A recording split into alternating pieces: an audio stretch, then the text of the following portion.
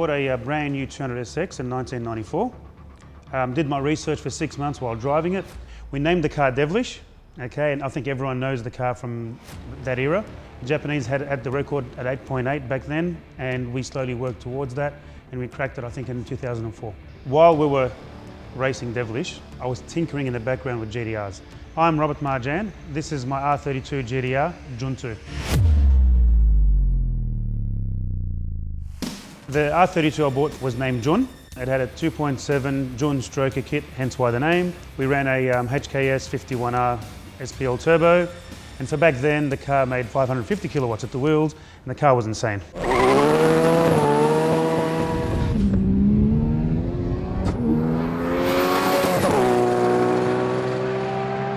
It built a bit of a cult following. We took it to the track. It had no cage. We did heaps of launches over so many Wednesday nights, and we finally let it go 9.2 at I think 155 mile an hour. Yeah, not bad for a 32 back then. But deep down I was gutted. The car had an 8-second run in it. And I thought, you know what?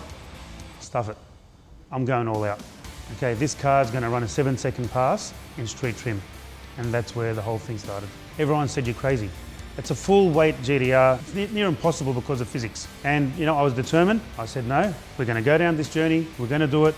We're not going to take it away from basics of keeping it as a full weight body car. Full exhaust, still retain the interior the way it should have. The chassis, no cutouts. I wanted the car to be able to be taken from the track and driven home. If we put a side pipe, that couldn't happen. If we're running on race fuel, then we couldn't fill up from the Bowser. The car had to look and drive like a standard GTR and run on radial tyres, obviously. Then you could say this is a street GTR that runs 7s. What, you know, how many cars can do that?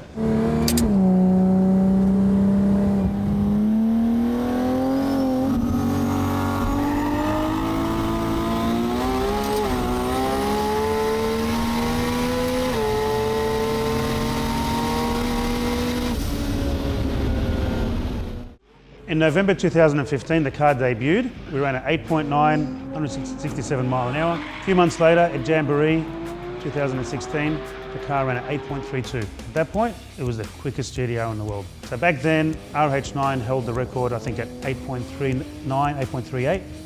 So we ran at 8.32, and we got the record. But it wasn't over. We needed to run the 7. So the race was on, us and RH9. It was a 2-horse race.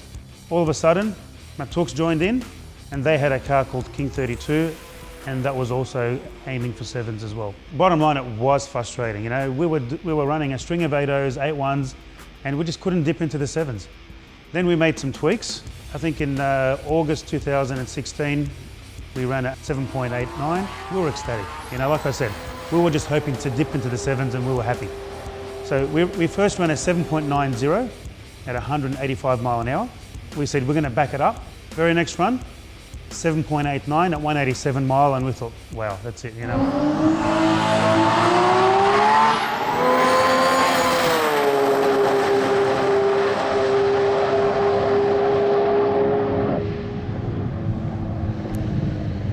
We drove the car home that day. The engine was pushed, the car was pushed, but still was reliable enough to be able to drive it.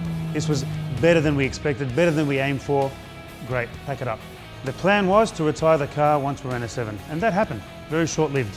So while the car was in retirement, 2 cars have come out and beaten the record. We've made some minor changes to the car without giving away too much. Yeah, we've got a few things up our sleeve now that we're trying, and the car will be out again soon. Our aim now is to get into the mid-7s, and we won't stop until we're number 1. Full stop.